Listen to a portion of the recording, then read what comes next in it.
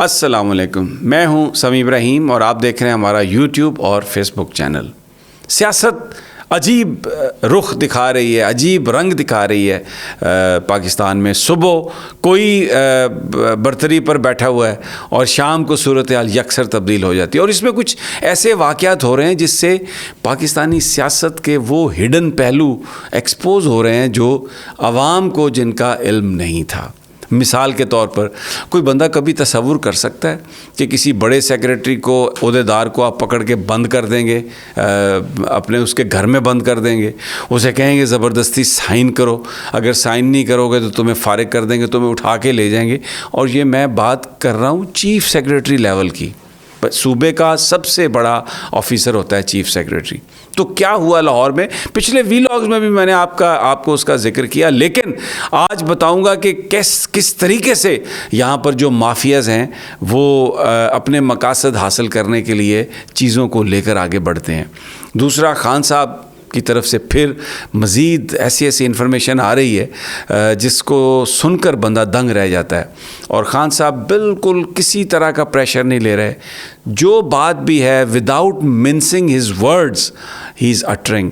اور انہوں نے جو ابھی رات ملاقات ہوئی صحافیوں کے ساتھ، اس میں کچھ ایسے انکشافات کیے ہیں جس نے جنرل باجوہ کے حوالے سے چیزوں کو اور مزید کلیئر کیا ہے۔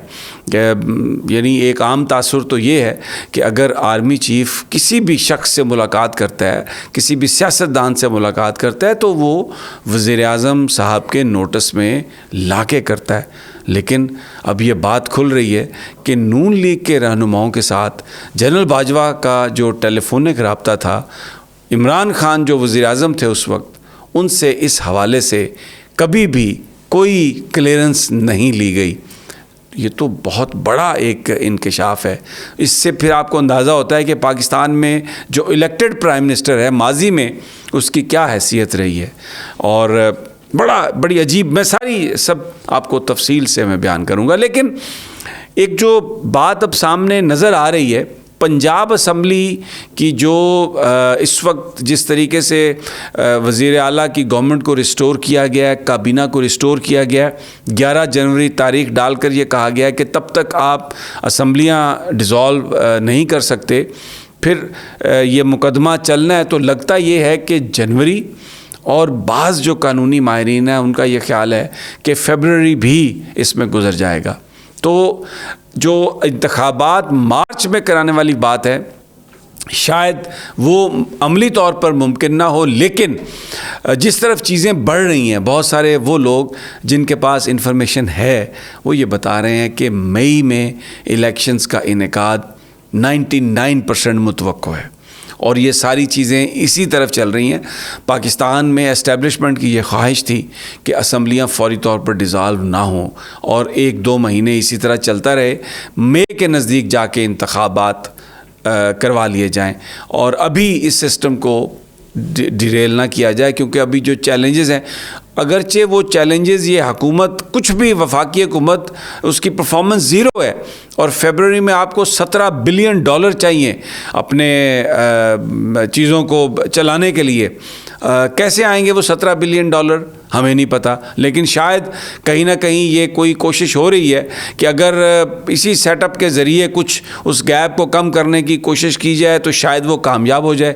اگر یہ بالکل ڈی ریل ہو گیا تو جو نئے لوگ آئیں گے، الیکٹڈ لوگوں کے آنے میں تو بڑا ابھی ٹائم ہوگا، تو پھر کیسے آگے بڑھیں گے، کون پیسے دے گا؟ شاید یہ سوچو، میں ایک اسپیکولیشن کر رہا ہوں جس کی وجہ سے اسٹیبلشمنٹ نہیں چاہتی تھی۔ اور ایک دفعہ پھر میں آپ کو بتاؤں، ہمیں جو انویزیبل ہینڈ ہے وہ نظر نہیں آیا، کسی کو کوئی بھی بندہ نظر نہیں آیا، لیکن ہو وہی رہا ہے جو پاکستان میں طاقتور لوگ چاہتے ہیں۔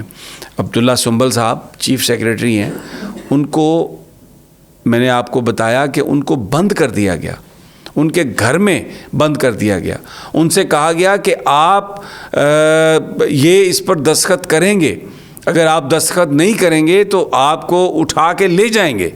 اور عبداللہ سنبل صاحب یہ ساری باتیں بتاتے رہے ٹیلی فون پر، ان کو ان کے گھر میں مقید کر دیا گیا۔ اب آپ مجھے یہ بتائیے کہ چیف سیکریٹری کو، اچھا یہ میں آپ کو بتا دوں، یہ جو میرے پاس یہ کنفرم اطلاع ہے کہ ان کو جن لوگوں نے گھر میں بند کیا، جو ان پر دباؤ ڈال رہے تھے. یہ میں آپ کو جو میرے پاس اطلاع ہے ان کا بہت زیادہ تعلق جو ہے وہ وفاقی حکومت کے جو قریبی لوگ ہیں ان سے ہے. عام طور پر یہ تاثر آتا ہے کہ آپ نے اس کو اٹھا لیا، اس کو پکڑ لیا، تو اس میں ایجنسیز کا کردار ہوتا ہے. اس دفعہ اگر ایجنسیز کا کردار بھی ہے، اگر یہ سب کچھ ان کے ایما پر کیا گیا ہے، تو اس دفعہ یہ کام ہوا ہے کہ جو لوگ آ کر دباؤ ڈالنے والے تھے وہ براہ راست ایجنسیوں کے ملازم نہیں تھے، وہ اہلکار نہیں تھے. اب دیکھیں نا، اعظم سواتی صاحب نے تو یہ الزام لگایا سیدھا کہ مجھے ایف آئی اے پکڑ کے لے گئے، لیکن اس کے بعد مجھے ایجنسی کے حوالے کر دیا گیا. لیکن یہاں پر جو دباؤ ڈالا گیا اس میں ایجنسیز کے لوگ جو تھے، جو ان کے ڈائریکٹ ملازم ہیں، چاہے سویلین یا باوردی، ان میں سے کوئی نہیں تھا. لیکن اس وفاقی حکومت کے انتہائی قریبی لوگ تھے جنہوں نے یہ سب کچھ کیا.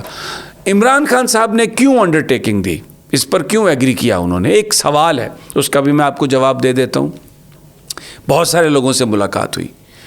یہ جو ایک تصور یا یہ جو ایک بیسیکلی گفتگو میں یہ چیز سامنے آئی کہ اگر ابھی اسمبلی ڈیزالو ہو جاتی ہے اور کیئر ٹیکر تو الیکشن کمیشنر نے لگانا ہے، اور وہاں پر جو بیٹھے ہوئے ہیں راجہ صاحب، وہ تو نون لیگ کے ایما پر کام کرتے ہیں، تو ایک ایسا سیٹ اپ آئے گا جو نون لیگ کے لیے فیورٹ ہوگا، ان کے لیے سافٹ کارنر رکھ رہا ہوگا. تو اس کے ساتھ ساتھ اگر الیکشن کمیشن کی طرف سے کوئی پٹیشن چلی جاتی ہے یا حکومت کچھ کیئر ٹیکر حکومت کچھ ایسا کرتی ہے کہ الیکشنز کا انعقاد نہ ہو، جس طرح اسلام آباد میں ہوا، بالکل 31 دسمبر کو پولنگ ہونی ہے لیکن ہمیں اب لگ رہا ہے کہ شاید پولنگ نہ ہو، تو اس صورت میں پنجاب میں جو نون لیگ کی حمایتی حکومت ہوگی وہ پی ٹی آئی کے کارکنوں کے ساتھ کیا کرے گی؟ یقیناً مقدمے بنائے گی، گرفتار کرے گی. تو یہ چوائس خان صاحب کے سامنے آئی کہ یا تو وہ پرویز الہی صاحب کی حکومت کو کنٹینیو کروا لیں، اگر وہ کنٹینیو نہیں ہوتی تو اس کے نتیجے میں اس بات کا خدشہ کہ وہ حکومت آئے گی جو پی ٹی آئی پر ظلم کرے گی، ورکروں کو مارے پیٹے گی اور 25 مئی والی چیزوں کو دہرائے گی. تو خان صاحب نے اپنے ساتھیوں کے ساتھ مشورے کے بعد پھر یہ اجازت دی پرویز الہی صاحب کو کہ وہ آپ انڈر ٹیکنگ دے دیں کہ جنوری تک ہم اس کو اسمبلیوں کو ڈیزالو نہیں کریں گے. ابھی بھی خان صاحب کی جو خواہش ہے، جس کی طرف وہ جا رہے ہیں کہ جلد از جلد اس کا معاملہ حل ہو، تو وہ جنوری کے میں ہی یہ حکومتیں ڈیزالو ہو جائیں. سبطین خان بھی یہی کہتے ہیں جو اسپیکر ہیں کہ وہ ڈیزالو ہو جائیں اسی میں جنوری میں ہی. اب دیکھنا یہ ہے کہ یہ معاملہ کس طرف آگے چلتا ہے. لیکن کچھ لوگوں کا خیال ہے کہ یہ جو قانونی بحث ہے، یہ جو عدالتی معاملات ہیں، یہ جا سکتے ہیں فیبروری تک، تو تب تک پھر حکومت تو یہی رہے گی. اب میں آ جاتا ہوں عمران خان صاحب کی گفتگو پر. جناب شہباز شریف صاحب جب نیب کی کسٹڈی میں تھے تو جنرل باجوہ نے اس وقت انہیں فون کیا، اور اس حوالے سے عمران خان صاحب نے کہا جنرل باجوہ سے کہ یہ آپ کیا کر رہے ہیں، یہ کیا میسج آپ دے رہے ہیں؟ ایک بندہ جو اربوں روپے کی کرپشن میں انوالو ہے، آپ اس کے ساتھ ٹیلی فون پر بات کر رہے ہیں. تو اگر جنرل باجوہ شہباز شریف سے بات کر رہے ہیں تو نیب کیا پروسیڈ کرے گی شہباز شریف کے خلاف؟ وٹنس تو بھاگ جائیں گے کہ آرمی چیف ان سے بات کر رہا ہے، ایسا آپ کیوں کر رہے ہیں؟ لیکن یہ ہوا. اب آپ مجھے یہ بتائیے کہ الیکٹڈ گورنمنٹ عمران خان کی اور جنرل باجوہ صاحب جو ہیں وہ بغیر اجازت کے ان سے بات کر رہے ہیں، تو پھر عمران خان نے کہا کہ آپ شہباز شریف سے تو بات کر رہے ہیں جو ایک ملزم ہے، نیب کی کسٹڈی میں ہے، تو پھر دوسرے ملزمان کا کیا قصور ہے، دوسرے پاکستانیوں کا کیا قصور ہے؟